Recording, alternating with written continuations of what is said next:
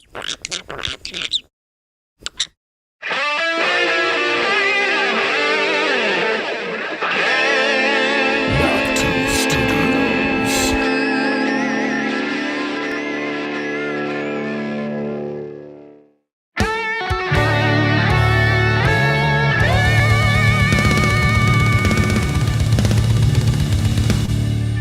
now, Knock 2 Studios presents Common Censored.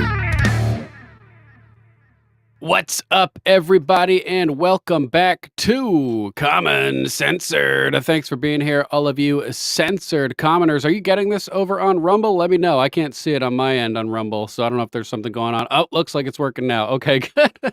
I'm Lord Sterling, and this is episode 336. We have Elon saying, impeach the rogue judges. We have George Papadopalous saying to not only impeach, but to defy the rogue judges, Andrew Jackson style.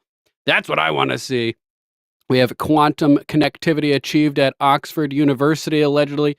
Pennsylvania Governor Josh Shapiro accused of being involved with the Butler Trump assassination attempt.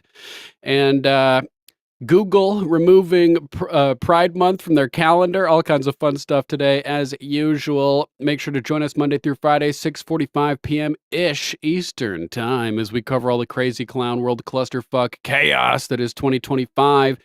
Use hashtag Common Censored and hashtag Info Infantry where applicable when you share the show. You can find us on X at Lord Sterling _. We're also on Truth, Getter, Gab, and Minds. And thank you to all of our new followers over on Rumble. Appreciate you guys. Links to all the stories we covered today will be posted down in the video description on Rumble immediately after the broadcast, as well as in the replies underneath the X broadcast post. And Mama Mac will be adding timestamps as we go. So if you're watching this later on and need to maximize the efficiency of your time and focus and attention, click on down there. Skim through the topics and then jump right to the point in the show where we cover the stuff that you're interested in. Hit up alplama.com and throw Mama Mac some love. ALPLAMA.com, your new herbal health guru. And if you want to support the show directly, you can hit up our link tree at Common Censored. Disclaimer. Views expressed on Common Censored are only opinions. Assume everything we say is false and research for yourself. We're not giving medical, legal, or financial advice. The only advice we are giving is think for yourself. Question authority. Think for yourself. Question authority. Boom! Crazy B, what's up over there? Shout out to everybody in the chat. I see Whiskey Peddler, Mama Mac, Crazy B, Biggs, Ed, Outlaw, Dogs, Bulldozer. What's going on, everybody? Let's jump into the news. Starting off, we have an update on the Anna Paulina Luna situation. She said she was going to be doing some kind of big press conference this week, unveiling something that will be nation-changing. And now we know that it will be Tuesday at 3 p.m. Tomorrow at 3 p.m., she's going to be joined by James Comer of the GOP Oversight Committee.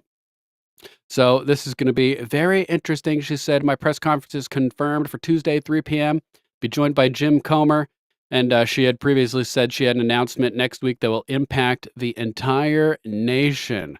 So we're going to be looking forward to figuring out what's going on with that as well. We also have an update from Nancy Mace, who at this moment might be giving a significant speech on the floor of the U.S. House. She said it would be tonight at 7. Rep. Nancy Mace's speech anticipates personal insight. U.S. Representative Nancy Mace has announced her intention to deliver a significant speech on the floor of the U.S. House, which she described as a personal and unprecedented address. Wonder what the hell that's going to be. The announcement has garnered attention and support from various social media users. While the exact content of her speech remains undisclosed, it has stirred anticipation and well wishes among her followers. She said, tonight I will walk on the floor of the House to give my speech. I give the speech I wish my younger self could have heard. This will be the toughest speech, the toughest night of my life. Prayers up. Wow. What the heck is going on here? Tonight, I will take the floor of the U.S. House at 7 Eastern Time to give the speech I wish my younger self could have heard. What is happening with that? I was over at Right Side Broadcasting to see if they had any live video footage going down, but it doesn't look like they have anything live at the moment. So if there's any updates on that as we go, let me know in the chat. Real quick, let's hop over to X, type in Nancy Mace, see if there's any updates. Here she is, 31 minutes ago. Truth brings peace, even in all of its brutality. Headed to the floor now to give the speech I wish I heard as a young girl. Hold the line always. What is going on? We have 2 votes, and then headed to the floor.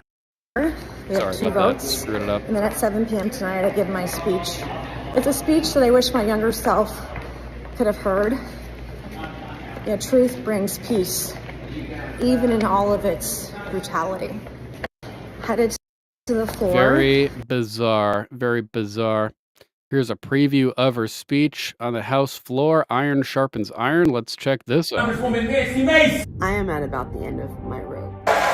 I'm constantly sick. I accidentally discovered related. a victim who likes to record women, and he's been doing it for years. Whoa. Dozens and dozens. I was just thinking legal defense fund for the victims of photographic evidence. Accidentally uncovered rapes. Oh, do you see that number right there? Oh, you bought it on Amazon, did you? I have the metadata. I tried to headbutt me for my wrist. Arrest me for finding evidence of rape, evidence of lawyers, and evidence of sex trafficking. That is 10,633 videos possible CSAM. 1, 2, on your camera.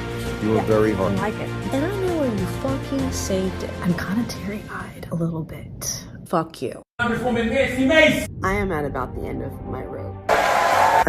Weird. So no idea what's going to go on with that. We'll keep our eyes over there and see if there's any updates. Let's just check again, see if there's anything that's popped up, bro. Ooh, 2 minutes ago. Let's see what's going on here. Material on the topic of this. Ooh. Mr. Speaker, I rise today to call the That's weird. powers You guys hearing those glitching audio from that as well?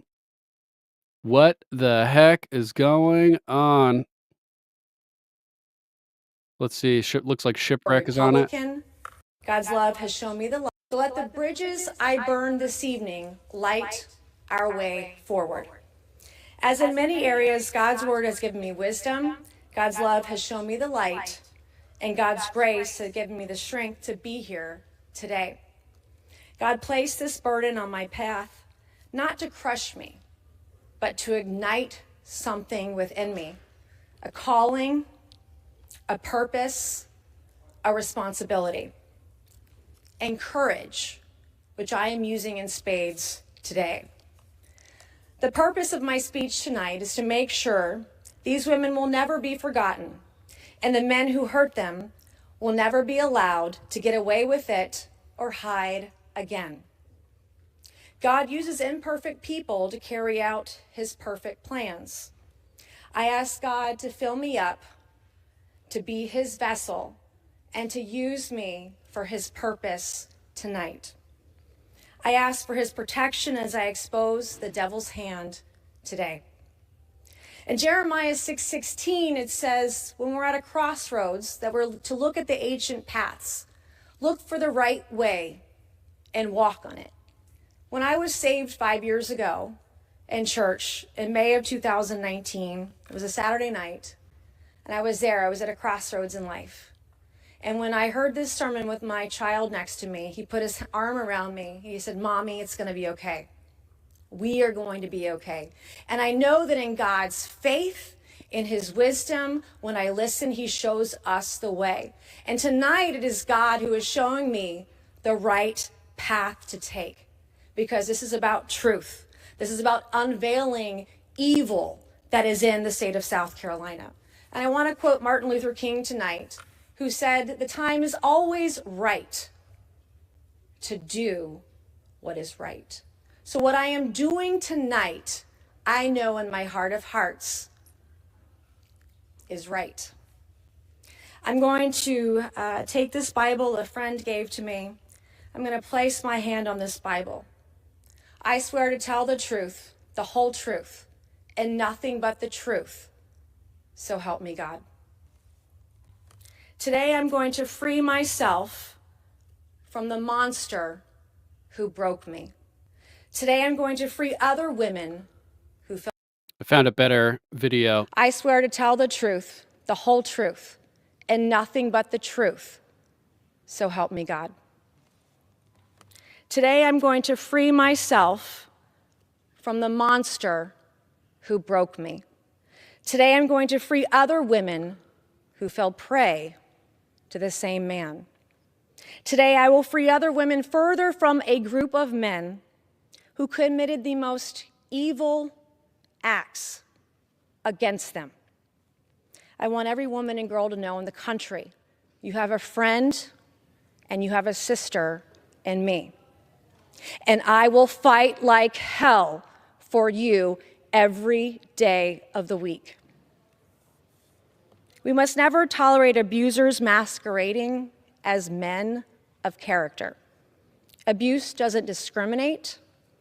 Abuse doesn't care if you are Republican or if you're a Democrat. Abuse doesn't care who you are or where you come from or how strong you are or what title you hold. I'm living proof that even as a member of Congress, I found myself face to face with the darkest corners of humanity. You really think you know someone until you don't. In November 2023, I accidentally uncovered some of the most heinous crimes against women imaginable. We're talking about rape, non-consensual photos, non-consensual videos of women and underage girls, and the premeditated, calculated exploitation of women and girls in my district. Today, you will hear about the depraved men behind these gutless and evil acts. These men didn't just harm their victims, they recorded their depravity as if it were a badge of honor. When I uncovered evidence of rape and the illegal filming of women and sex trafficking, I didn't just see victims. I saw a system that failed to protect them. I saw criminals who thought they could get away with it because no one had the guts, no one had the courage, no one had the bravery to hold them because we are filled with cowards. I will burn this system to the ground if I have to. These men aren't just criminals. They are predators, and you can see the names and the faces of these predators on this board to my right tonight. Predators are not untouchable. These predators are not invisible, and these predators are not invincible. And today, their names will be tied to their crimes and their cowardice forever. Let me say their names for the record in an alphabetical order. Eric Bowman of Sullivan's Island, South Carolina. Patrick Bryant of Mount Pleasant and Isle of Palms, South Carolina, who also goes by Brendan Patrick Bryant. John Osborne of Charleston, South Carolina. And Brian Musgrave of Fort Mill, South Carolina. Let me be loud and clear. I would never allow any woman or underage girl anywhere near any of you. When you incapacitate women, it's against the law. When you sexually assault women, it's called rape. If you film women naked without their knowledge, without their permission, and without their consent. It's called voyeurism, and it makes you a peeping Tom, and it is illegal. You and your business partners, like these, all business partners, when you and your business partners pay each other and you sexually abuse women, it's called sex trafficking, and it is against the law. And it, by definition, makes you a sex patient is also illegal. Skipping. To Eric Bowman, Patrick Bryant, Brian Musgrave, and John Osborne, you have bought yourself a one-way ticket to hell. It is nonstop. There are no connections. So I and all of your victims can watch you rot for an eternity. Today is about justice. Truth has a way of rising no matter how deeply you try to bury it. Tonight is about truth, the painful, the cold, the hard truth. On the night of October 30th, 2023, I received a text message with screenshots from a friend of mine in South Carolina. It showed my then fiance, Patrick Bryant, active on a dating app. Former in South fiance. Carolina, politics is a blood sport. Picture I on the thought left. this was your usual run-of-the-mill political game. I thought it was a joke. When I confronted Patrick Bryant 4 days later, on November 3rd, the first thing he did was take his phone and put it in a safe and lock it. A safe identical to this one. It was so confusing. I didn't understand, why would someone put their cell phone in a safe and lock it? After more women came forward, I realized this was not for laughs. Soon after, I learned the dating app was the very least of my worries. Let me make clear, I don't care that he was on a dating app. 2 days later, Patrick Bryant put my thumbprint on his phone. One just like this. He put his thumbprint, my thumbprint, on his phone. He also gave me the 4-digit code to his safe. The night that I was given legal access to his phone, I opened it for the first time. And what I discovered shocked me to my core. One of the first videos I saw was of a woman. She was incapacitated, and she was being raped.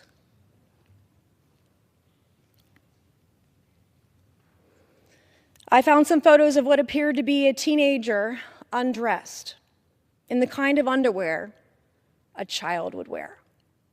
To me, the facial expression of this young woman, young girl, teenager, looked scared and nervous. I saw another, unaware she was being filmed. She was slender, and she had long brown hair. Damn. So this is crazy stuff. Apparently, Nancy Mace's former fiance involved with sketchy things. Really bad stuff getting exposed on the floor of the U.S. House. I just posted the link in the chat if you guys want to save it to watch the whole thing. This is pretty crazy. So I'll leave the link also in the show notes after. We will continue moving on. And man, just horrible stuff, man. Hope nobody should have to deal with any of that. In other little better news, we have a scoop that the FBI has found secret JFK assassination records after the Trump declassification order was issued. Mike Benz had been talking about that as well, that there were all kinds of documents at the FBI headquarters that had never been scanned. FBI just discovered about 2,400 records tied to Kennedy's assassination that were never provided to a board tasked with reviewing and closing the documents.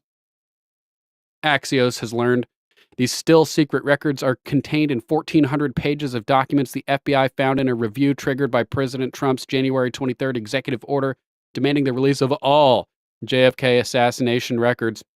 Why it matters? The discovery, 61 years after Kennedy was killed in Dallas, follows decades of government reluctance to release all the documents related to the assassination, which fueled a mountain of conspiracy theories. I saw a really good interview with who was it? With Ross Coulthart, with an investigator who had been investigating the JFK assassination since it occurred. And he came to the same conclusion as me, focusing on the Mary Mormon photograph, and he has corroborating testimony from a person on the overpass who pinpointed the shooter at the exact location on the grassy knoll where the badge man is pictured in Mary Mormon's photograph. So hopefully we get more information about that. Continuing, the existence of the new documents was disclosed Friday to the White House when the Office of the Director of the National Intelligence submitted its plan to disclose the assassination records under Trump's order. Zoom in.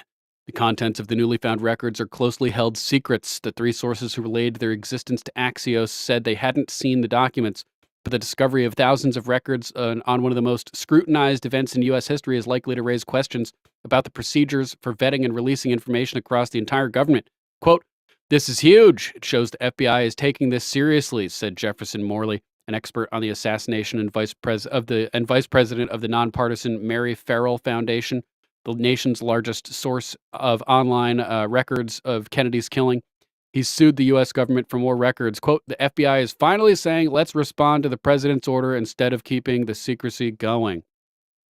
Reality check. The remaining records to be disclosed, as well as the newly discovered tranche of 2,400 reports, are unlikely to definitively prove whether Lee Harvey Oswald was the lone wolf. We know he wasn't the lone wolf. It's been proved a bazillion times. If he was the lone assassin or was part of a broader conspiracy, experts say. We'll just have to wait and find out. But I'm looking forward to seeing the results of that. Roger Stone has talked to Trump. And according to Roger Stone, the information in there is damning. So hopefully we actually get the truth. In other news, Trump has ousted the director of the Office of Government Ethics. Washington. President Trump on Monday removed the director of the Office of Government Ethics, the independent agency responsible for overseeing ethics rules and financial disclosures for the executive branch. Quote, OGE has been notified that the president is removing David Huitema as the director of OGE, the office said in a notice on its website. OGE is reverting to an acting director. Huitema was appointed to a 5-year term by former President Biden. He was confirmed by the Senate in November 2024 and sworn in on December 16th, 2024. The office's website initially listed Shelley Finlayson as its acting director. She's been at the agency since 2006, most recently serving as chief of staff.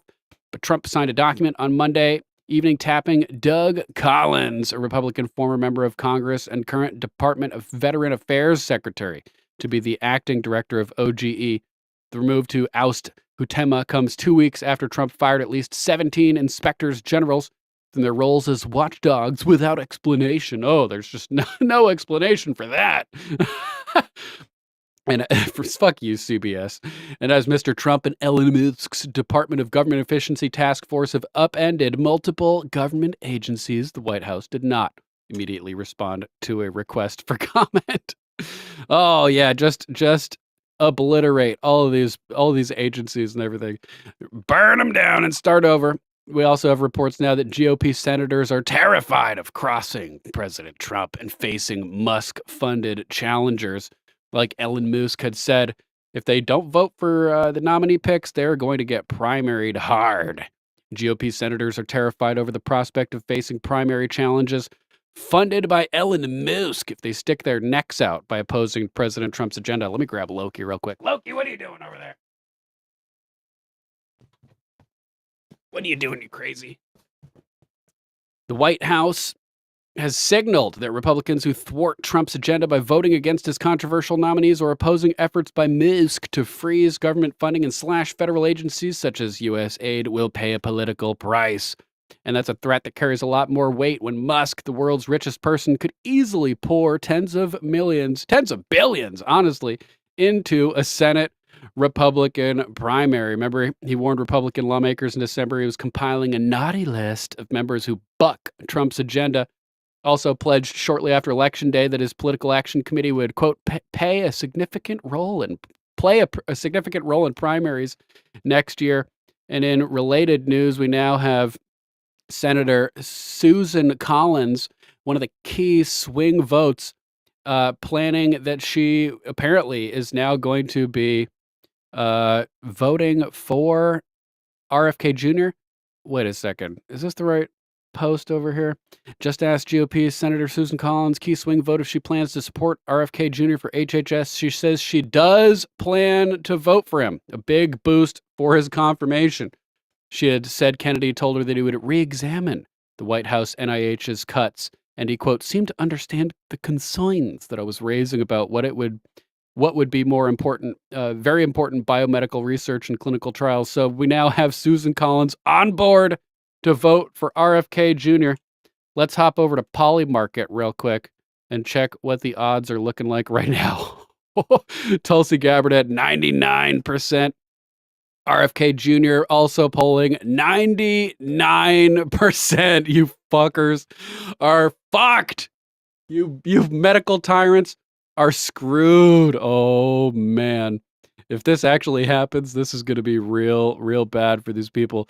Cash raising 1 point up to 96. Looks like he hit a peak of 98 on the 5th. Now he's at 96, holding steady. We're in good shape for these primaries right now. Really good shape. How about let's check out this next crazy story. This one's wild, man. I did not see this one coming. Quantum connectivity achieved at Oxford University. Can you say that 5 times fast?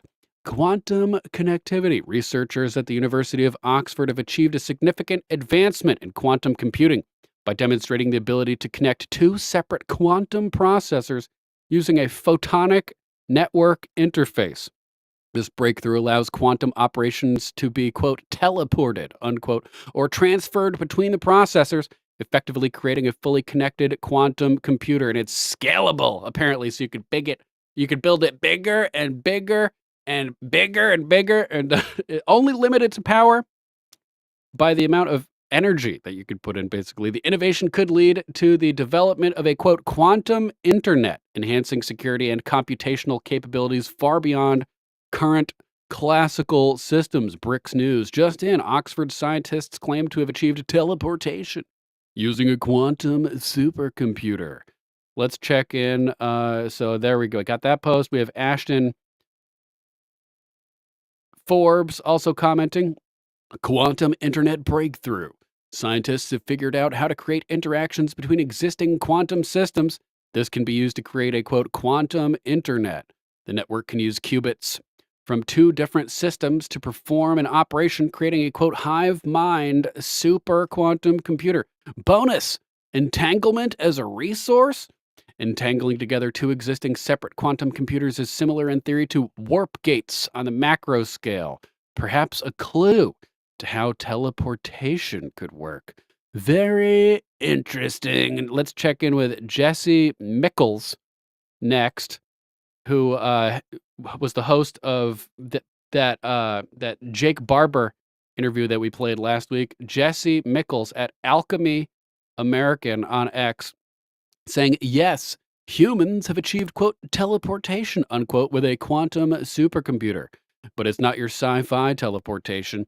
Scientists want to teleport an entire human. Can they do it? Let's find out with this new earth-shattering discovery. Scientists at Oxford found a way to connect 2 separate quantum computers so they can work together as one. They did this using something called quantum teleportation. But this isn't the kind of teleportation you see in the sci-fi movies. Nothing physically moves. Instead, information is transferred instantly from one place to another without actually traveling through space. Quantum computers are super powerful, but they need millions of qubits to solve big problems. Problem is, cramming millions of qubits into one machine is nearly impossible. Instead of making one giant computer, the researchers figured out how to link multiple smaller quantum computers together, like connecting tiny puzzle pieces to make a bigger, more powerful system. Scientists have teleported quantum information before, but this is the first time they've teleported logical gates. the base building blocks of a computer program. This means the linked quantum computers can now work together to run complex programs just like a single, bigger quantum machine. In short, they found a way to link quantum computers together using teleportation, making them work as one big system. This could help quantum computers become more powerful and practical in the real world. This is nuts. This is crazy, man. Crazy stuff. So this isn't necessarily the same thing as AI. This just allows computation to occur super ultra duper fast. So don't confuse this with AI, but together, quantum computing and AI would be super terrifying. Super terrifying. Salt dumpster. Why did Google pull the plug on Willow? I don't remember. What that is exactly. But nonetheless, interesting. It was also being reported all over the place over the weekend that Kash Patel had revealed that the FBI has uncovered 256 emails between Adam Schiff and Jeffrey Epstein, but apparently this was fake news from some satire website from a few years ago. Let's see. Yeah. Readers added context. This is based on a satirical article from a satirical website. The claim is satire that was then spread and debunked in 2020. So if you heard that, it may not be entirely accurate. Just so you know, don't get your hopes up for the structural marvel with a pencil neck holding up the watermelon head somehow. Adam Schiff getting popped for Epstein stuff. Unfortunately, it doesn't look like that is accurate information. We also have President Trump just revoked the security clearances of the following 8 demon rat lawfare agents. 1. Alvin Bragg. 2. Letitia James. 3. Anthony Blinken. 4. Jake Sullivan. That's a good one right there. Number 5, Lisa Monaco. Oh, another good one. 6, Andrew Weissman. Oh, man, this is getting spicy. 7, Mark Zaid. And 8, Norm Eisman. Architect of Trump lawfare with Lisa Monaco and Jake Sullivan working along there doing the same stuff. They are now forbidden from walking inside any federal buildings since they illegally weaponized lawfare to carry out election interference. I told you it'd be a spicy weekend full of firings and demotions, says Laura Loomer. A little bitey at the White House told me. Stay tuned. Even more is coming. Epic stuff. Good stuff. What about Mary McCord? She's behind all the lawfare. Oh, I forgot about Mary McCord. We covered her before. Yeah, look at this. This is probably true. Blinken is a CIA officer. He was using a, quote, official cover as Secretary of State, like Jake Barber pretending to be an airplane mechanic and actually doing it. But that's his cover. Every patriot should be reading, quote, Destroying America, the CIA's quest to control the government. Schumer and the infamous Liz Cheney are just 2 of the CIA officers who became members of Congress in violation of the Constitution. I don't have confirmation on that, but it's probably true, guys. With Pelosi's blessing, the CIA orchestrated everything on January 6th. CIA officers used police covers, used them when they removed the barricades, etc. Check that out. So that's all detailed in this book. Destroying America, the CIA's quest to control the government.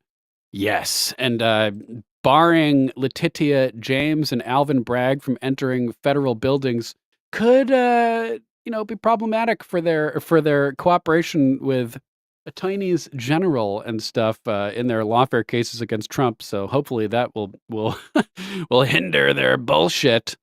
Autism Capital at Autism Capital posting this just about how Trump gives no fucks. This is hilarious. This is Trump destroying HuffPo over here as he was officially naming the Gulf of America as they flew over the Gulf over the weekend on the way to the Super Bowl. What happened if I was president? Mr. President, a couple of years ago, your vice president suggested that if the Supreme Court rules in a way you don't like, just let them enforce it. Do you agree with that? Say the last part. The vice president suggested that if the Supreme Court rules in a way that you don't like, they could just enforce it by themselves. Do you agree with that? I don't know even what you're talking about. Neither do you. Who are you with? Up close, sir. Who? Up close. Oh, no wonder. I thought they died. Are they still around? I haven't read them in years. I thought they died. All right, go ahead. Who else? What happened to Who else next? Hilarious. Trump gives no fucks. That's the attitude I want to see. Don't even give these people the time of day. How about this? J.D. Vance calling out the rogue judges. If a judge tried to tell a general how to conduct a military operation, that would be illegal. If a judge tried to command the attorney general on how to use her discretion as a prosecutor, that's also illegal. Judges aren't allowed to control the executive's legitimate power. So J.D. Vance calling out the bullshit from these rogue judges intervening and not allowing the executive to do things in the executive branch, which are the executive's authority. This was trending over the weekend. Vance's view on judicial authority sparks constitutional debate. Vice President J.D. Vance has stated that judges do not have the authority to control what he refers to as the, quote, legitimate power of the executive branch, like firing people and doing stuff in the executive branch. The separation of powers. This isn't complicated. This declaration has sparked a wide range of reactions, from support for Vance's interpretation of separation of powers to criticism that it undermines the judiciary's role in checking executive actions. The debate touches on the fundamental principles of American governance regarding the balance of power between government branches. So ridiculous. We also have a lot more on rogue judges sabotaging Trump's various operations.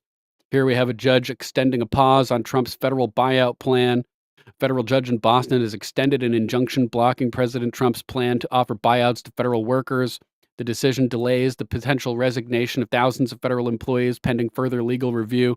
This judicial action follows after over 65,000 employees reportedly accepted the buyout offer. Here's the scumbag District Judge O'Toole from, what is it, Rhode Island? This one's Boston. There he is. Look at this loser. So there's the trending topic. Will be linked if you want to skim through everybody's reactions to that. Here's an article from another one. Trump administration files emergency motion to vacate the Treasury's restraining order, asserts no court can sever presidential supervision mandated by Article 2. Exactly. These judges are sticking their little dirty noses where they do not belong. The Trump administration has filed an emergency motion to vacate an ex parte temporary restraining order issued by U.S. District Judge for the Southern District of New York. Insane. They didn't allow any Republican representation to make any statements. They just listened to the Democrats and just, boom, did it. This order egregiously interferes with the executive branch's operations by limiting access to crucial Treasury Department systems. You're saying the executive who runs the Treasury Department can't access systems in the Treasury Department? Nonsense.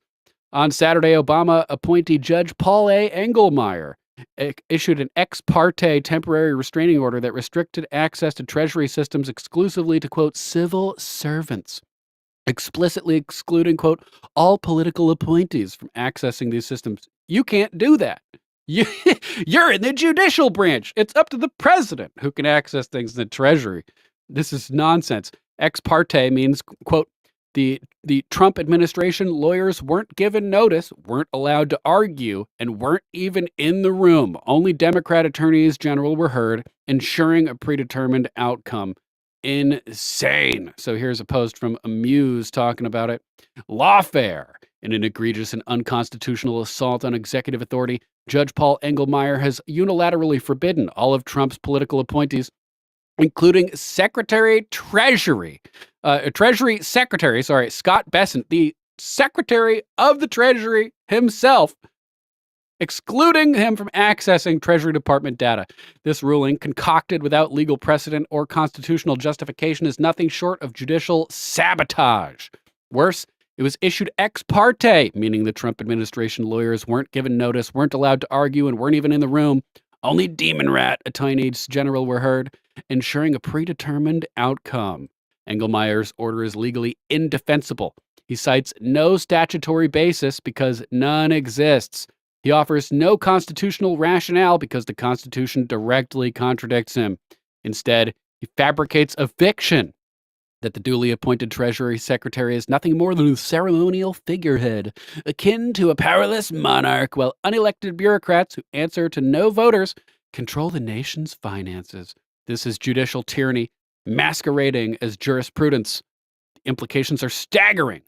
By stripping the executive branch of access to its own financial data, this ruling effectively transfers control of the federal purse to the permanent bureaucracy, the so-called deep state. That is a direct direct assault on the Constitution's separation of powers, which vests executive authority in the elected president and his appointees, not in career government employees.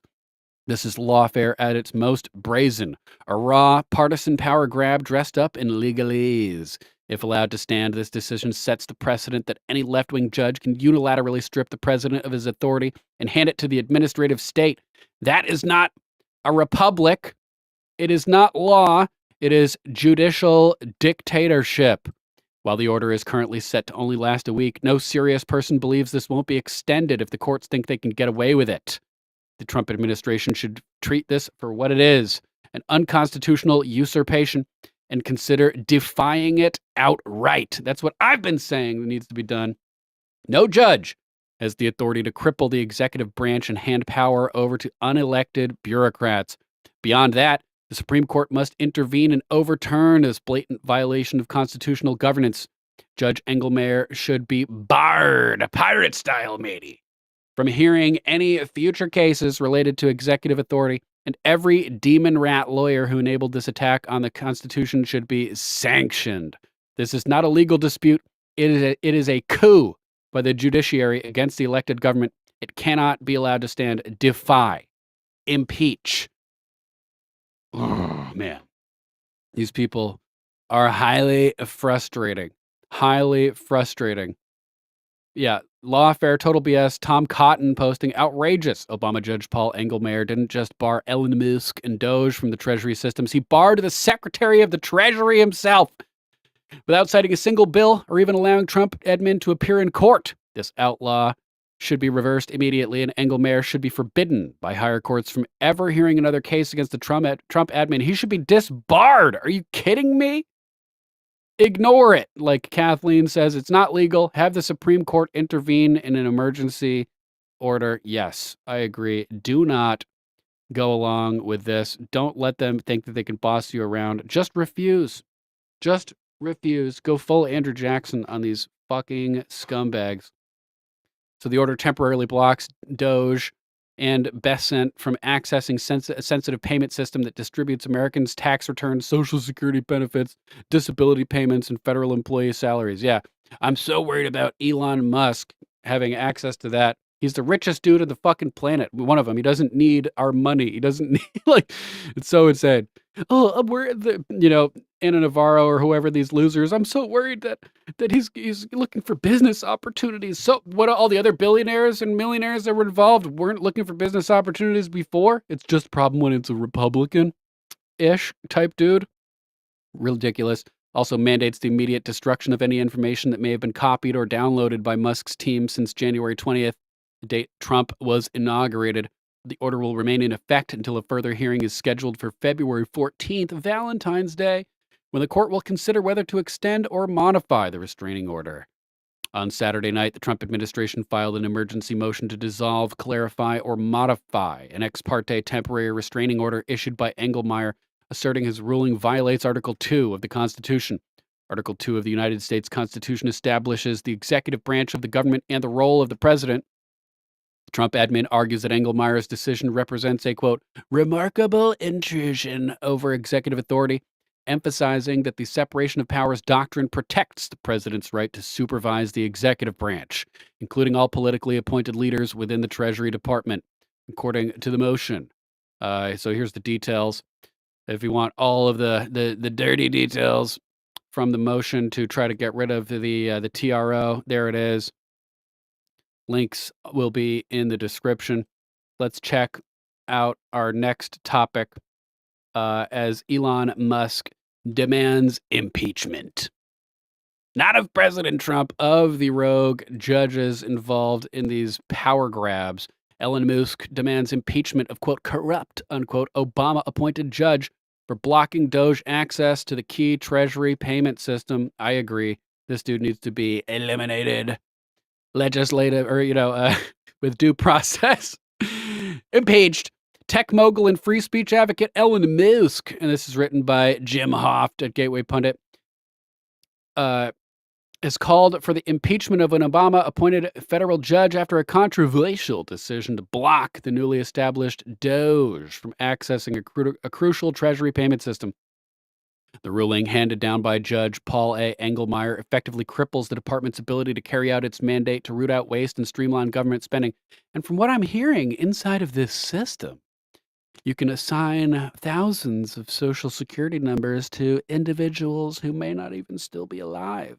So this Social Security system that they're trying to prevent Doge from accessing may be one of the key money laundering systems, giving money to dead people that then goes into, who knows, the pockets of politicians, campaigns.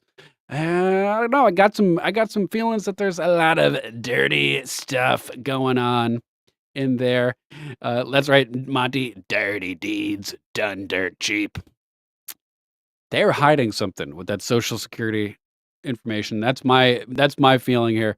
The ruling, handed down by Judge Paul A. Engelmeyer, effectively cripples the department's ability to root out the waste.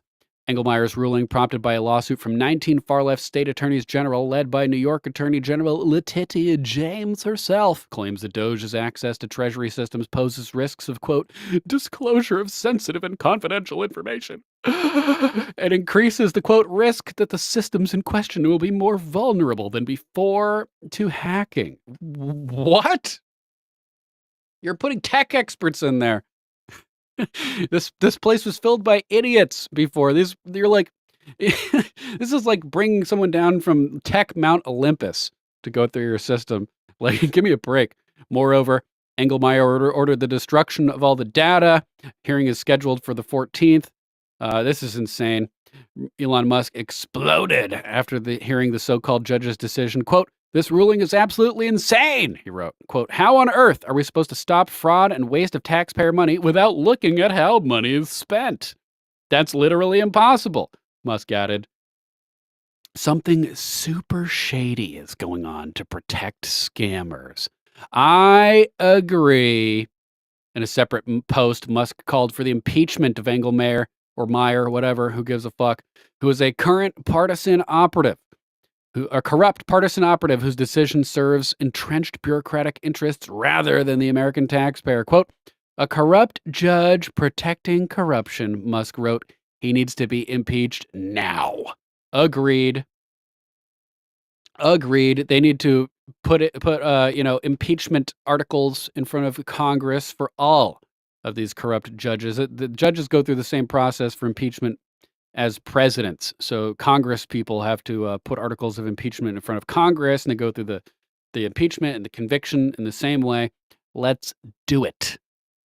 Impeach all of these SOBs. We also have Pam Bondi commenting on this topic. Let's hop over to Pam Bondi. There's a reason the people at the Treasury don't want Secretary of Treasury nor Doge to have those records. There was a reason USAID, they did not want anyone to have those records. I got a feeling there's a lot of reasons. You know, one of the favorite things about having a chance to have a conversation with a lawyer who gets it, if you will, is talking to someone who understands the separation of powers. And I mention that because we have a situation in this country right now, Attorney General, where a judge has decided unilaterally to prevent the Treasury Department from even accessing some of the records. And we're talking about even the Treasury Secretary. I guess two-part question. Have you ever heard of such a thing? And what, if anything, can be done to address that? No, I have never heard of such a thing in my life. But, you know, it's not unexpected given the two-tier system of justice that we're facing in this country. And, you know, what Elon Musk has been doing at Doge is remarkable. He is such a great man. He is a good friend. And he is doing this for the right reasons.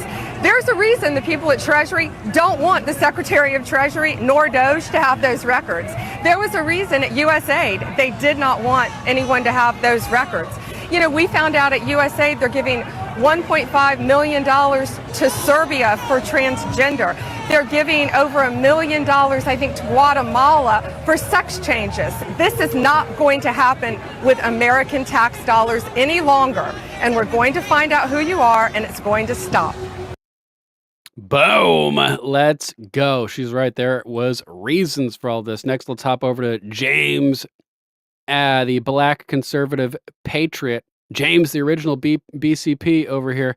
And he found these posts from Elon Musk and Charlie Kirk that I thought were really, really poignant over here. Folks, this is the Resistance 2.0. We knew it was coming. We knew it was coming. Now, of course, Elon Musk also had a response to this. This ruling is absolutely insane, Elon Musk tweeted out yesterday. How on earth are we supposed to stop fraud and waste of taxpayer money without looking at how money is spent? That's literally impossible. There's something super shady. Something super shady is going to protect scammers. Something super shady is going on to protect the scammers. Here's the post. And I could let BCP read through Charlie Kirk's post, but we'll just read it over here because this one's really good. All right, good. It's on screen. New York Judge Paul Engelmeyer just forbade all political appointees, including Treasury Secretary Scott Bessent, from accessing Department of Treasury data, all based on Blue Anon conspiracy theories. Those theories couldn't be challenged because the order was ex parte, meaning Trump's lawyers weren't warned and couldn't weigh in. Only demon rat attorneys general were allowed to argue. The judge cites no law or logic to support this unprecedented order because it defies both. The judge's ruling is, in essence, that Scott Bessent simply occupies a ceremonial position without real power, like the King of England. This is a grenade thrown into the functioning of the Treasury Department. It forbids the elected of government from accessing information about budget and finances. Instead, only the permanent deep state government can know what's being spent. It means Scott Bessent's subordinates have far more power than Scott Bessent does. Demon rat pundits who whine about the Constitution are liars and will shred it the first chance they get. For now, the order is only for the next week. But if a court tries to make it permanent, the Trump administration should absolutely consider defying it. Yes, people are agreeing. Defy.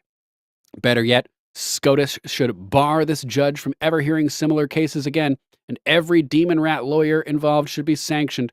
We need more than that. We need impeachments. Impeachments. Okay? George Papadopalous had a good take, too. Trump could go full Andrew Jackson and ignore interference from activist judges as they have no constitutional authority to ban an executive branch appointee from accessing anything in an executive branch agency. That's what I'm saying. Ignore these fucks. The president is the head of the branch. The judge has no power over that plenary constitutional authority. Defy the orders, impeach the judge. And here we have DJT with Andrew Jackson back from the dead, which is awesome. I said agreed 1,000%. George Papadopoulos also says Andrew Jackson also succeeded in paying off the entire debt of the United States in 1835 with no federal income tax. We covered that in a video last week as well. And there may be some movement going on in impeaching. We'll have to see.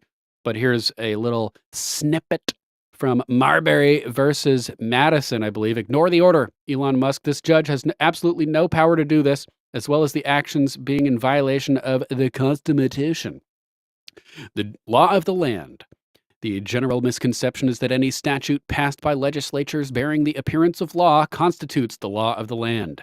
The U.S. Constitution is the supreme law of the land, and any statute, to be valid, must be in agreement. It is impossible for a law which violates the Constitution to be valid. This is succinctly stated as follows, quote, all laws which are repugnant to the Constitution are null and void. Marbury versus Madison, 1803. And there are additional Supreme Court rulings that further state that even if a law hasn't been deemed unconstitutional yet by the Supreme Court, that if it's unconstitutional at its face, you don't have to follow it. You don't have to follow it. It is already unconstitutional even before the Supreme Court affirms that it is unconstitutional. So I think Trump should just not go along with any of this crap. Not go along with any of this crap. Including the confirmation hearings, which they don't have the authority to do, in my opinion, at all. At all. Monty, oh no, who is it? Wasn't Andrew Jackson impeached, Monty? I don't know. Maybe. Even if it was, I still say do it. Do it. We have so here is Paul A. Engelmeyer. He blocked Doge and Bessent from accessing the Treasury. Jim Jordan, Chair House Judiciary, can file articles of impeachment to Speaker Johnson to have him removed. They're both tagged in this post, so repost, comment, let them know so they'll see this. Yes, do that. John Steinberger saying that the articles of impeachment should have been filed today. I agree. So hopefully we do get some articles of impeachment. But that's not the only judge that needs to be defied and impeached. We have a whole list of them. Judge blocks Venezuelan migrant transfer to Guantanamo. Federal judge in New Mexico issued a restraining order on Sunday preventing the Trump administration from transferring 3 detained Venezuelan immigrants to Guantanamo Bay, Cuba. These individuals linked to Tren de Aragua gang were detained in New Mexico and sought to avoid the transfer through legal action. The court's decision highlights the ongoing tensions between judiciary oversight and executive authority over immigration policy. Executive authority over immigration policy. Insane. Bruce Porter Jr. posting Fox News. Federal judge halts Trump administration's plan to transfer detained Venezuelan migrants to Guantanamo Bay. Should a judge be allowed to stop the transfer of illegal aliens out of the country? I don't think so. Here's another post about that from Kyle Becker. Here is another judge who was under the delusion the American people had elected him president of the United States. This is Judge Kenneth J. Gonzalez, an Obama-appointed judge who just told the commander-in-chief of the armed forces that he can't deport Venezuelan gang members to Guantanamo Bay. No one elected Judge Gonzalez to run the executive branch, and especially the U.S. military. These Venezuelan gang members are illegal aliens, meaning that Judge Gonzalez has not only violated separation of powers, but he is interfering with law enforcement on behalf of non-citizens. Arrest his ass. That's right, Mama Hood. Good to see you, Mama Hood. Representing the Darksiders at Dark Side Radio over at rumble.com/DarthJason. If you guys haven't tuned into Dark Side Radio before, make sure to do so. After a long day of dealing with chaotic news and current events, nothing is better than chilling out at Dark Side Radio, hanging out, listening to some tunes with a great group of people over there. He broadcasts from, I guess, around this time until like 6 o'clock in the morning. True power of the dark side. I am Marcus Papa. Sith. Sure, that was a good song. So tune into Darth Jason's channel, Dark Side Radio. I'm going to post a link to this broadcast in the chat right now so that you guys know where to go. Go over there, give him a follow. Welcome back to the all-out sensory attack that is Dark Side Radio. We are live on the air. I am your host, Darth Jason, the Sith Lord of the Sound Waves, and as always, we got a good one lined up for you tonight, folks. So without further ado, we ain't wasting any time. We're going to jump right into our opening shout-outs. United States of America, based-ass patriots, salute to you. Dark Side Radio begins now. Yeah! Awesome. I've never caught the intro of the show before. So tune into Dark Side Radio. Always a good time. He takes requests too. So if you want to hear a tune, just let him know. Post a link in the chat and he will get to it. Boom! We love Dark Side Radio. Shout out to all the Darksiders. Mama Hood, thanks for joining us today. Continuing, these Venezuelans are illegal gang members. This is a temporary restraining order. Nevertheless, it is sheer hubris even to interfere with President Trump's military orders. Judges who act like the American people elected them to run the executive branch should be impeached and removed. And here's this lizard-looking person over here involved with this one. That guy looks like a lizard, man. We also have a judge moving to block Trump's move to slash NIH funding. This posted by Gloria Breedhoft over here from Washington Post, where the democracy dies in darkness. Federal judge blocks Trump's move to slash NIH funding. Federal judge in Massachusetts on Monday blocked the Trump administration's attempt to cap what the National Institutes of Health pays universities and research organizations to cover their administrative costs. They shouldn't be paying them anything. These are for-profit institutions. Universities, research organizations, they can cover their own fucking administrative costs, not me and you. Earlier Monday, a federal judge said that the Trump administration has been violating a court order to disburse grant funding and hinted at possible penalties. In January, the White House issued an order appearing to halt all federal grant spending. That order was rescinded amid a political backlash, and a federal court blocked a broader funding aid freeze too. But several demon rat state attorneys general have maintained that the Trump administration has continued to withhold funds anyway. In a 5-page ruling Monday, U.S. District Judge John McConnell said the administration's ongoing pauses to federal funding violate the, quote, plain text, unquote, of the restraining order. They're also trying to shut down the government, if you guys didn't hear about that, to sabotage all of this funding investigation. So ridiculous, man. Here's another link about that. Judge temporarily blocks Trump's cuts to health research grants. Federal District Court judge in Boston has temporarily blocked the Trump administration from reducing health research grants. Judge Angel Kelly issued a temporary restraining order. Here's the article from Politico's ASHO, funded by USAID. Can't trust them. Judge temporarily blocks Trump health cuts to research grants. The cuts would slice $4 billion from the budgets of universities and research organizations. They don't deserve a penny of that money. Federal district judge temporarily blocked the Trump administration from reducing health grants. Judge Angel Kelly issued a temporary restraining order barring the administration from imposing the cuts in 22 states that earlier in the day sued to block the reductions. The cuts, which the administration imposed today, are still in effect in other states. The Trump administration puts cancer, Alzheimer's, and infectious disease research at New York State universities at risk, New York Attorney General Letitia James wrote on X following the restraining order. Just give us a reason to arrest your ass. Letitia, I'm sure we have dozens of reasons already. Quote, we just want a court order ensuring this research can continue. Oh, I hate these people. So annoying. So annoying.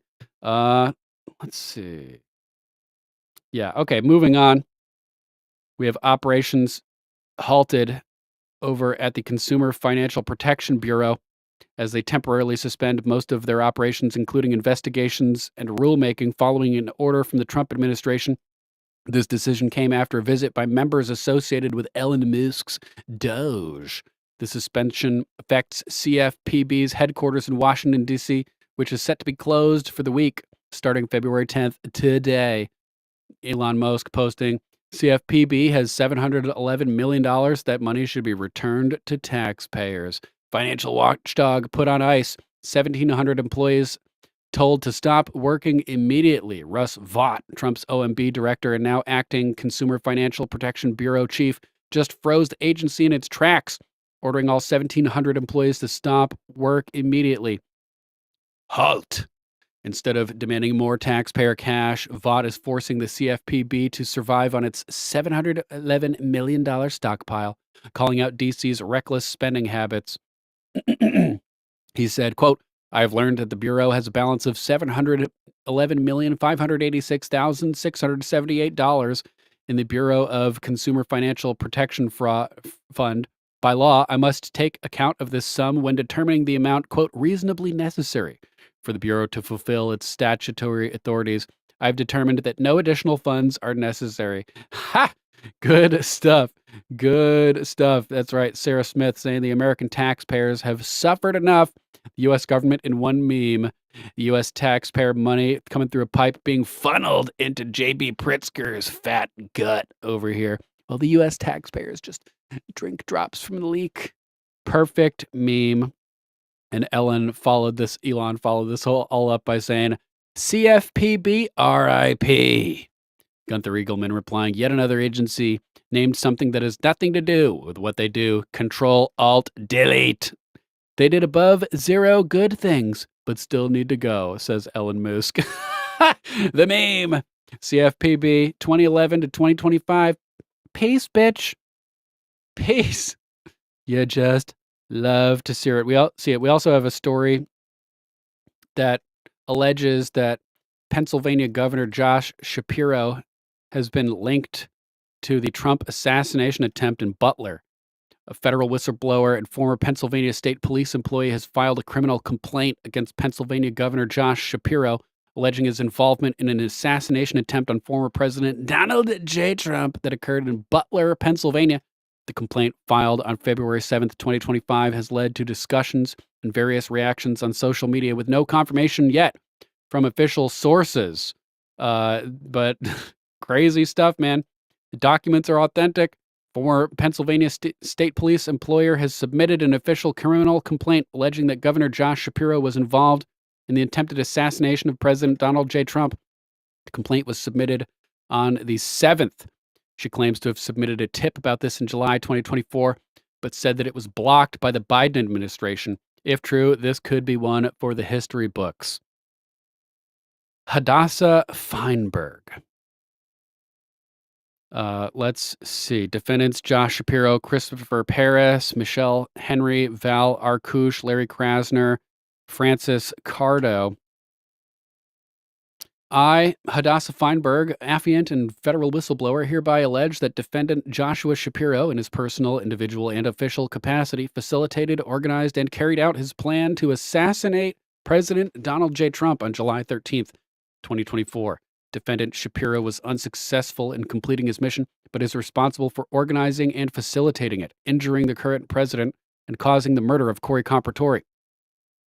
Defendant Shapiro conspired and colluded with the Pennsylvania officials, namely Pennsylvania State Police Commissioner Christopher Paris, to carry out the attempted assassination of President Donald J. Trump on July 13th, 2024. Defendant Shapiro commenced the facilitation and coordination of the attempted assassination by utilizing Pennsylvania State Trooper Commissioner Christopher Paris to conceal the crimes. Defendant Christopher Paris made false and inconsistent statements under oath to the Senate Judiciary Committee around August 2024. He falsified statements to thwart and impede the criminal investigation and obscure the discovery of facts leading up to the attempted assassination in Butler, Pennsylvania. Defendants Josh Shapiro and Christopher Paris's actions were willful, not a security failure, as defendant Paris testified under oath to the Senate Judiciary Committee. On July 13th, 2024, President Donald J. Trump was shot from the Pennsylvania State Police perimeter at the Butler, Pennsylvania rally. This was not within the perimeter assigned to the United States Secret Service, and all statements relating to the Secret Service's failure are false. In his sworn testimony, defendant Paris fabricated, distorted, and willfully blamed the United States Secret Service for security failures in efforts to divert the criminal investigation and conceal the crimes. Both defendants Christopher Paris and Josh Shapiro are named on a RICO lawsuit at the Pennsylvania Commonwealth Court for their ongoing crimes of political corruption and fraud in the state of Pennsylvania against thousands of whistleblowers, witnesses, and victims. See Hadassah Feinberg et al. V. Scott A. Evans et al. 402 MD 2024 Pennsylvania Commonwealth Court on February 5th, 2025. At least 5 federal provided witness testimony to the state and federal crimes committed by defendant Shapiro spanning over 10 years, including Gregory Stenstrom, Leah Hoops, and Sean Connolly.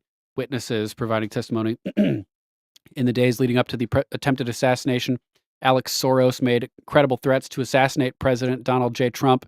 He has never faced any criminal investigating despite his valid threats. Gotta grab Loki again, sorry. Tweet, what are you doing over there? What are you doing over there, Tweet?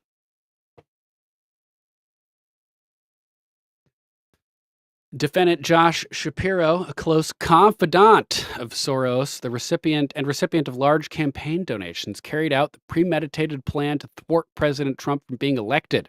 Defendant Shapiro was actively engaged in laundering funds with Ukraine. The verified election of President Donald J. Trump would not only expose federal laundering, but expose multiple officials from the Democrat Party who were laundering millions of taxpayer dollars. Defendant Josh Shapiro invited President Zelensky to meet with him in person in 2024, where he physically signed bombs. Remember that? In an unprecedented photo op with the Ukrainian president. In the weeks leading up to the Trump rally, President Joseph R. Biden made frequent visits to defendant Joshua Shapiro to discuss the obstacle faced by the Demon Rat Party. Joshua Shapiro organized, schemed, and conspired with other officials to carry out the attempted assassination against former President Donald J. Trump.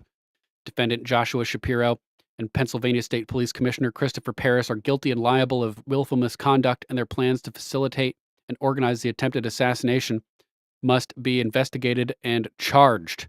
Defendant Shapiro is guilty of committing thousands of crimes, including but not limited to threatening, intimidating, and stalking federal whistleblowers, including this affiant and her children, obstructing, tampering with the murder investigation of Ellen Greenberg, actively obstructing and facilitating election interference in Delaware County, Pennsylvania in 2020, obstructing justice and threatening Matthew and Carolyn Peterson, obstructing the murder investigation of 9-year-old Jared Tutko, obstructing the murder investigation of 19-month-old Iris Mummert, obstructing the criminal investigation and sexual abuse against J.G. through Michelle Henry, obstructing the criminal investigation of child endangerment relating to the EGS, ES, ERS, and ENS, obstructing, and it continues on further pages that we don't have, but this is pretty crazy. I've links to a couple different versions of the trending topic.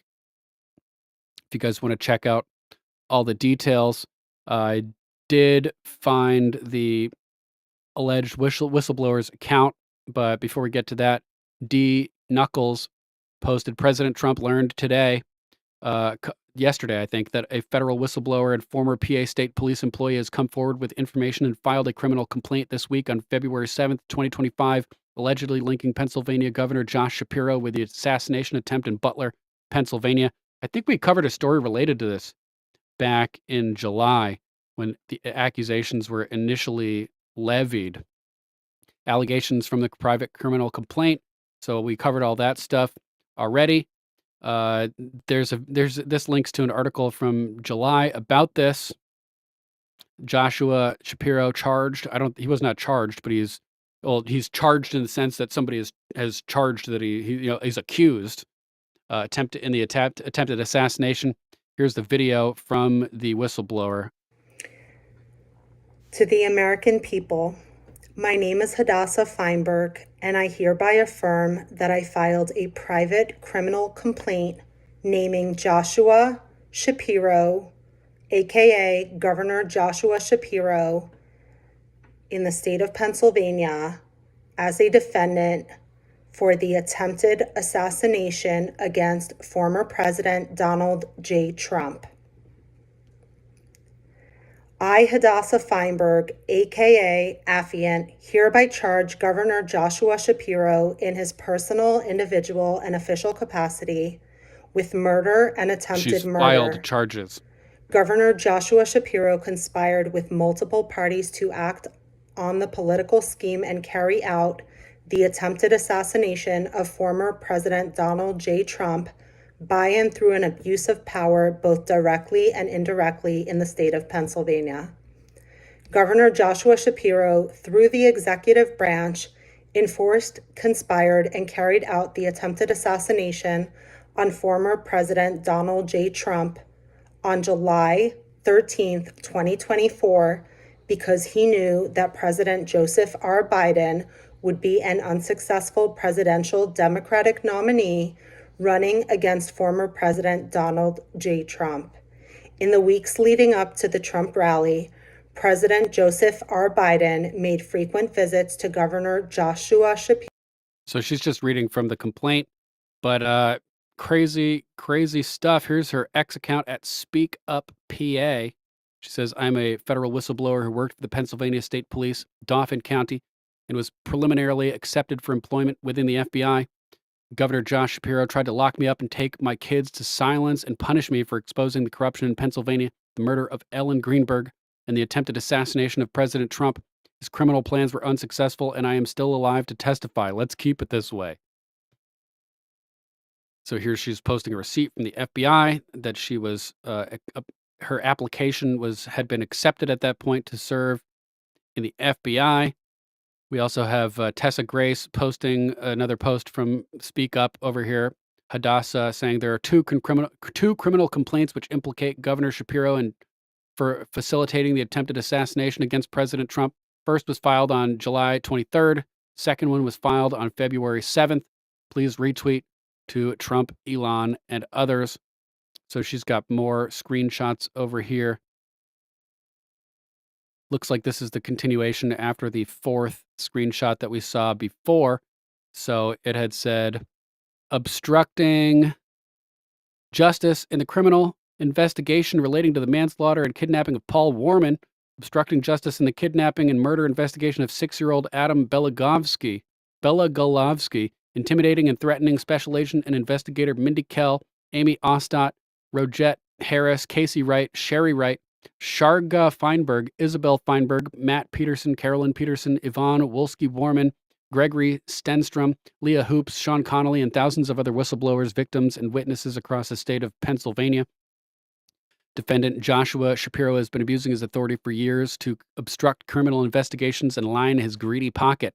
He has continuously colluded with Michelle Henry, Christopher Paris, Larry Krasner, and Francis Cardo to conceal thousands of complaints lodged to the Pennsylvania Attorney General's office, Pennsylvania Office of Inspector General, and Department of Human Services, and Pennsylvania State Police. Defendant Joshua Shapiro willfully failed to ensure that the Pennsylvania State Police would provide sufficient security during the Butler rally.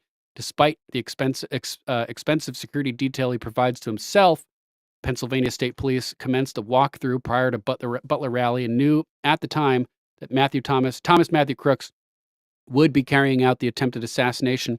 It was premeditated, organized, and facilitated.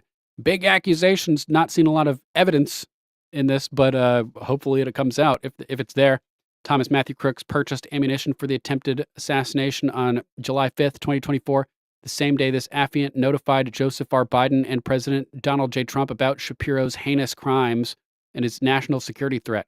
The letter was sent in the previous criminal complaint filed July 24th, 2024. Governor Joshua Shapiro has been a suspect and perpetrator named in multiple private investigations and lawsuits for years for state and federal crimes. He is actively engaged in public corruption with the Philadelphia FBI office to obstruct investigations for the crimes reported. There are hundreds of reports at the Federal Bureau of Investigation and Department of Justice naming defendant Joshua Shapiro as the perpetrator.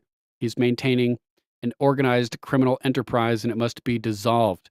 Governor Joshua Shapiro, while acting by and through his modus operandi, has engaged in proliferated actions to climb the political ladder. He was rewarded for commencing the attempted assassination by and through a federal grant awarded to him on July 17th, 2024, right after the attempted assassination. Defendant Shapiro would have been picked as running mate for vice president with Kamala Harris, but it was thwarted because this affiant contacted the United States Secret Service, White House tip line, and other high-ranking officials. Defendant Shapiro is maintaining his official position by strategically placing officials to conceal his crimes. He must be state and federally indicted.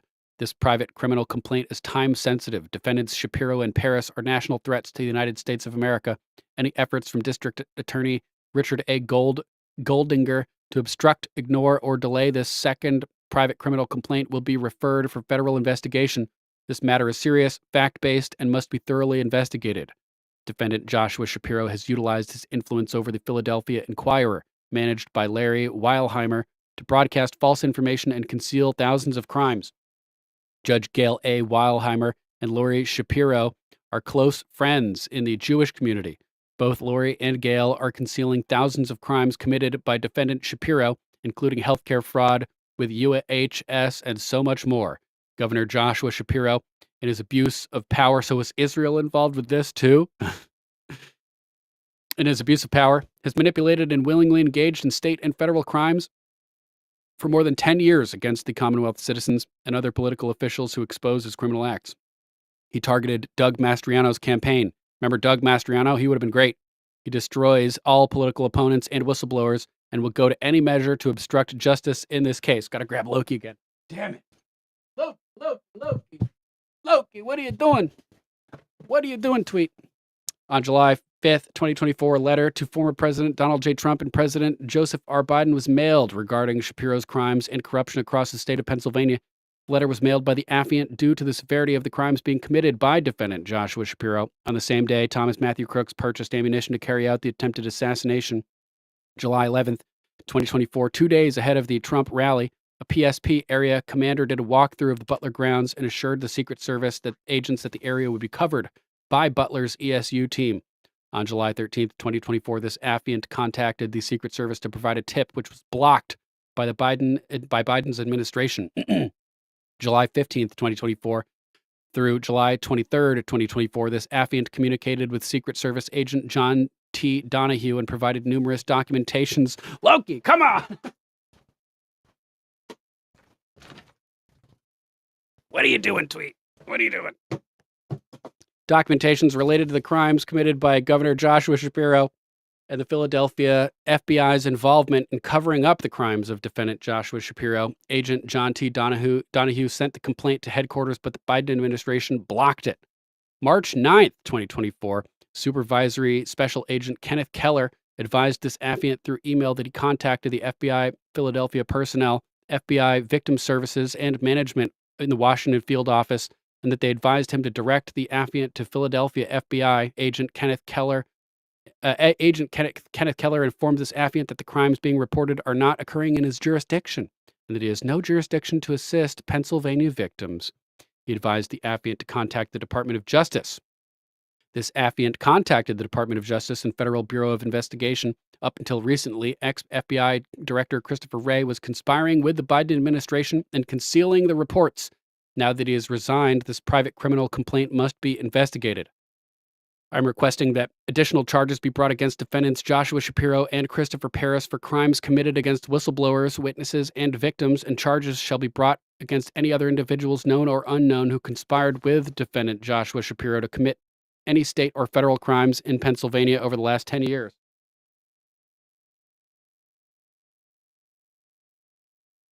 I am hereby alleging that this private criminal complaint against Joshua Shapiro meets the criteria of a preponderance of evidence, since it is more likely true than not that Governor Joshua Shapiro facilitated, planned, and coordinated the attempted assassination to climb the political ladder, influenced and caused the outcome of the attempted assassination on July 13th, 2024 in Butler, PA, both directly and indirectly against former President Donald J. Trump and the Secret Service agents, that the area would be covered by Butler's ESU team.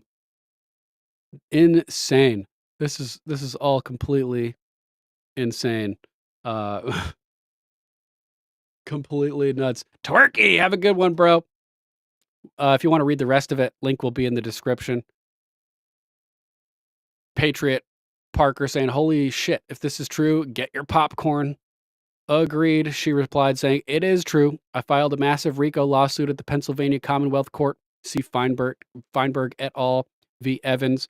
I sent the first criminal complaint to the United States Secret Service on July 23rd and the second on February 7th. So crazy stuff. Let's hear Jones said that he would be investigating it. But he said, day one, I said the events in Butler, Pennsylvania on July 13th, 2024 were all a part of a carefully prepared plan. The total stand down was obvious to everyone. So he is investigating that as well. Let's jump over to our next topic. As Donald J. Trump purges the military academy boards over ideological concerns. Awesome move.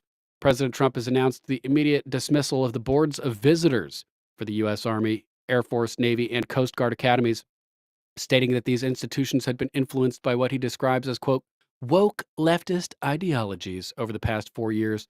This decision aims to overhaul the advisory bodies and restore traditional military values by appointing new members. Libs of TikTok reporting. Trump just fired the board of advisors for the Army, Air Force, Navy, and the Coast Guard. Here's his post. Our service academies have been infiltrated by woke leftist ideologues over the last 4 years. I've ordered the immediate dismissal of the board of visitors for the Army, Air Force, Navy, and Coast Guard. We will have the strongest military in history, and that begins by appointing new individuals to these boards. We must make the military academies great again. Agreed. We also have Tucker making claims that Ukraine is selling the U.S. weapons that we give them on the black market. Didn't we cover that? Like 70% of them have just gone up in smoke. Tucker Carlson has publicly claimed that the Ukrainian military is selling up to half of the U.S. provided weapons on the black market, potentially to Mexican drug cartels. These assertions lack evidence and have sparked a significant debate on social media. They lack evidence that's been released publicly, at least. It doesn't mean they lack evidence if he hasn't provided the evidence yet. It just means that it's not made public. With some accusing Carlson of spreading Russian propaganda. Ooh. The claims have not been substantiated by any verifiable evidence and draw attention to the need for transparency and accountability in international weapon distribution. Here's the clip posted by Shadow of Ezra. Tucker Carlson has dropped a bombshell claiming the Ukrainian military is selling up to half the weapons funded by U.S. taxpayers to Mexican drug cartels at the border. Further reveals that U.S. intelligence agencies, including the CIA, are fully aware of this operation and are profiting from it. Quote, the New York Times can get on the web and order Ukrainian weapons. Let's listen to Tucker. Second fact, not guess, fact is Ukrainian military is selling a huge percentage, up to half of the arms that we send them. Half. And I'm not guessing about this. I know that for a fact, okay? Not speculation. And they're selling it, and a lot of us winding up with the drug cartels on our border. So this is a crime, what's happening. Our intel agencies are fully aware of this. You tell me they're not profiting from this. Of course, you think CIA is not profiting from this? Yes, they are. I can't prove that, but I believe that. What they don't know this. I know this, but they don't know this. They know this.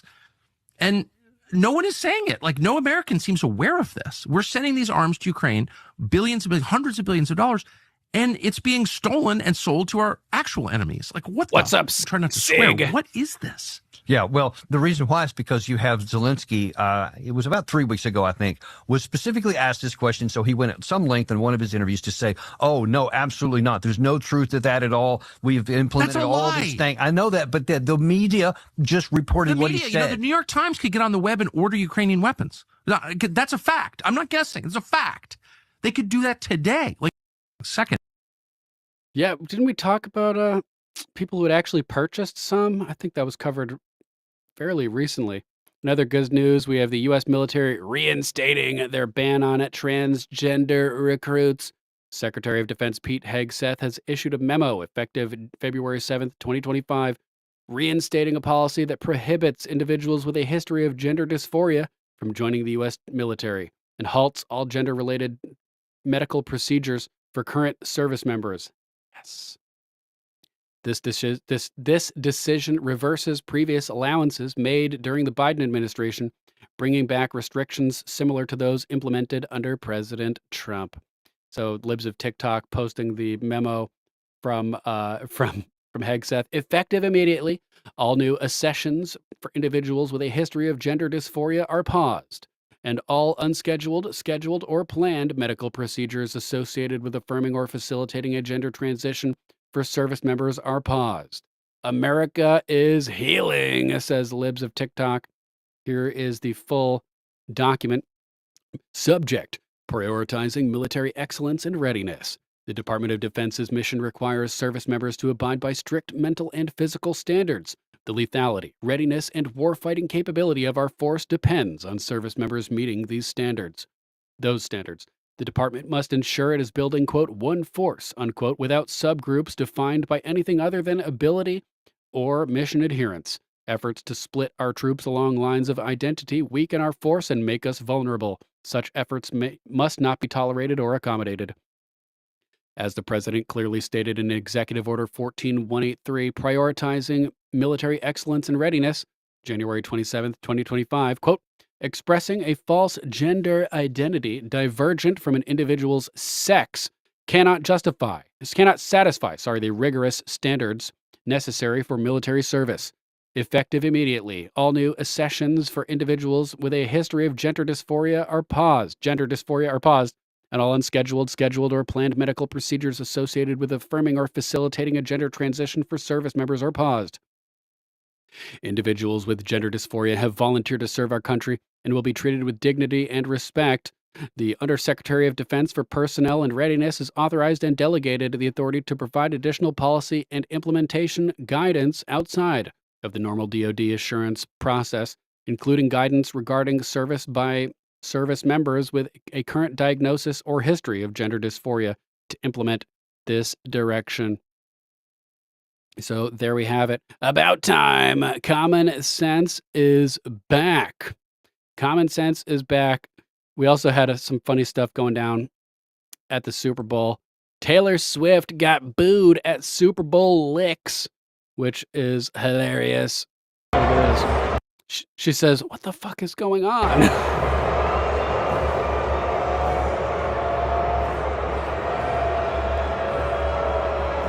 What the fuck is going on? You're getting booed, bitch. So that's hilarious. She did the meme. Taylor Swift actually did the meme, MAGA voice says. Clown World, spot on. Look, she did the meme. It fits so well. It's almost like that meme was foreshadowing this moment in history.